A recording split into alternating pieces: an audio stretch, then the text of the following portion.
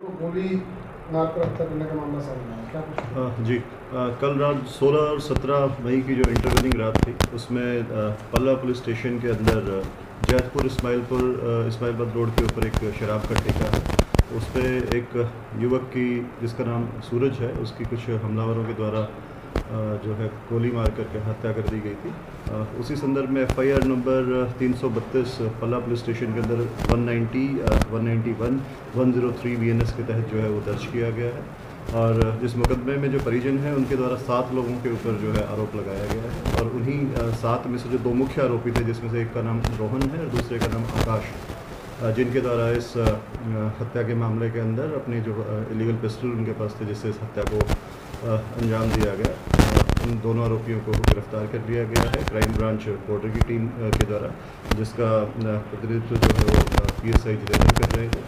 और जो दोनों आरोपी हैं अभी वो पुलिस की हिरासत के अंदर हैं और उनसे सख्ती से जो है पूछताछ की जा रही है। सर, क्या कारण रहे हैं जो हत्या की गई गोली मारकर और फिर उसकी बेकदरी भी करी गई लाश की? जी, प्रारंभिक पूछताछ के अंदर जो सामने आया है उसमें जो आरोपी आकाश और रोहन हैं, ये दोनों चचेरे भाई हैं तथा इन लोगों का जो मृतक सूरज है जिनके पास में रहता है, जिनके पास ही किराए पर रहता है, देवेंद्र नाम के व्यक्ति हैं जिनके पास ही पहले रहता है।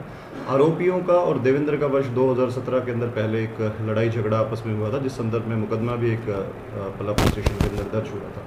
तभी से इनकी आपस में रंजिश चली आ रही थी। और जो सूरज जो है वो उसी के पास, देवेंद्र के पास रहता था। और सूरज इन लोगों के बारे में सोशल मीडिया के ऊपर हमेशा लाइव आ करके और पोस्ट डाल करके जो आरोपी हैं उनके साथ गाली गलौज करता था। इस चीज़ को लेकर के इनकी आपस में रंजिश थी और वो पहले से काफ़ी दिन से प्लान कर रहे थे उसको मारने के लिए। उन लोगों ने मृतक को पहले भी इस बारे में वार्निंग दी थी कि इस तरीके का जो है अंजाम जो है उसे फेस करना पड़ सकता है, लेकिन उसके द्वारा इस संबंध में कोई भी शिकायत वगैरह नहीं दी गई थी और उसने लगातार जो है सोशल मीडिया पर इस तरीके की पोस्ट को डाल रहा था।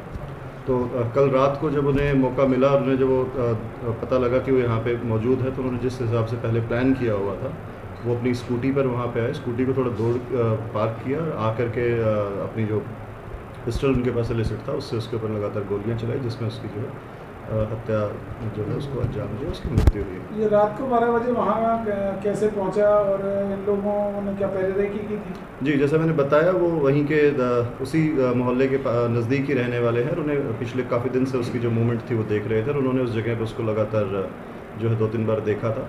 और कल जब उन्हें उस टाइम पे वहाँ पे मिला तो पहले जो उन्होंने प्लान किया था उसी के आधार पे उन्होंने वहाँ पे आकर के इस वारदात को गोलियां लगी हैं इसमें? अभी जो प्रारंभिक जांच के अंदर जो सामने आया उसको लगभग 8-10 फायर जो है मौके पे हुए हैं। बाकी जो पोस्टमार्टम रिपोर्ट के बाद और ये चीज़ क्लियर हो पाएगी कितने अन्य आरोपियों की गिरफ्तारी कब तक सर? अभी जो आरोपी मुख्य हैं जिनके द्वारा इस वारदात को अंजाम दिया गया है उनको गिरफ्तार किया गया है और उनसे पूछताछ जारी है। अभी CCTV फुटेज के आधार पर इन्वेस्टिगेशन की जा रही है तथा आरोपी से पूछताछ की जा रही है। जिन भी अन्य आरोपियों के बारे में कोई भी सबूत आएगा गिरफ्तार। हथियार कौन सा इस्तेमाल किया गया? अभी जो आरोपी है उसको जो जांच में सामने आया है उनके पास कोई लाइसेंसी वेपन नहीं है और रिमांड के दौरान उनसे जो उन्होंने वेपन यूज़ किया था वो बरामद किया जाएगा। तो जो भी वेपन उन्होंने यूज़ किया। सूरज करता क्या था, कहाँ का रहने वाला था? सूरज पीछे से जो है वो उत्तराखंड का रहने वाला था। काफ़ी लंबे समय से यहीं पे पल्ला में ही जो पुस्ता के पास में शिवम कॉलोनी के अंदर जो है वो रह रहा था। जैसे मैंने बताया देवेंद्र जो है उसके घर पे रहता था, वहीं पे हाँ उनके पास किराए पे रहता था। और जो अन्य आरोपी हैं आकाश और राहुल, वो दोनों चचेरे भाई हैं। लगभग 25-26 वर्ष के जो है उनकी उम्र है। एक 10वीं कक्षा तक पढ़ा था, एक 11वीं तक पढ़ा है। इनमें से जो आकाश है वो एक छोटा सा एक होटल जो है वो चलाता है और जो राहुल है वो कोई काम अभी नहीं कर रहा है। सूरज की फैमिली में यहाँ कौन कौन है? सूरज जो सूरज है वो अपने परिवार के साथ यहाँ पर रहता है और उसके परिजनों के द्वारा ही जो है ये शिकायत दी गई है, जिसके ऊपर जो पुलिस है कार्रवाई कर रही है। जो 2 आरोपियों के ऊपर इससे पहले भी कोई क्रिमिनल रिकॉर्ड है, तो ऐसा कौन सा हथियार है? मतलब देसी हथियार लग रहा है या कोई विदेशी हथियार है? मैंने आपको बताया कि जो उसके पास कोई लाइसेंसी वेपन नहीं है, उसके पास देसी इलिसिट वेपन जो है उन्होंने यूज़ किया है। वेपन को रिमांड के दौरान जब रिकवर किया जाएगा तो पुष्टि की जाएगी क्या हथियार है, क्या बोल करके। सर, इन 2 आरोपियों पे इससे पहले भी कोई क्रिमिनल रिकॉर्ड से करने की कोशिश की जाएगी कि हथियार कहां से लाया गया है और जहां से लाया गया है उनके खिलाफ भी कार्रवाई होगी? हर केस के अंदर ही जो भी इलिसिट वेपन रिकवर होता है उसकी चेन को ट्रेस करके जहाँ से भी वेपन आया होता है उस आरोपी को जो है वो गिरफ्तार करने के प्रयास किए जाते हैं और किया भी जाता है।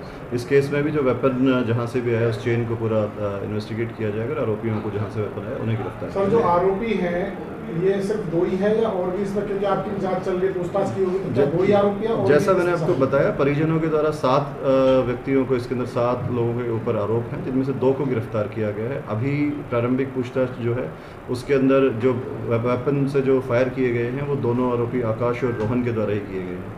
सीसीटीवी की जो जांच है उसमें और जो इन्वेस्टिगेशन फर्दर की जाएगी उसमें आगे जिन भी अन्य आरोपियों की जो है इन्वॉल्वमेंट आएगी उनके खिलाफ कार्रवाई। इनका कोई क्रिमिनल सर, जो 2 आरोपी इनके ऊपर और भी कोई क्रिमिनल रिकॉर्ड? मैंने बताया जो आरोपी है इनका 2017 में जो पड़ोसी उनके देवेंद्र है उनके साथ पहले भी झगड़ा हुआ था, वो एक मुकदमा उनके खिलाफ दर्ज है। उसके अलावा कोई मुकदमा दर्ज नहीं है।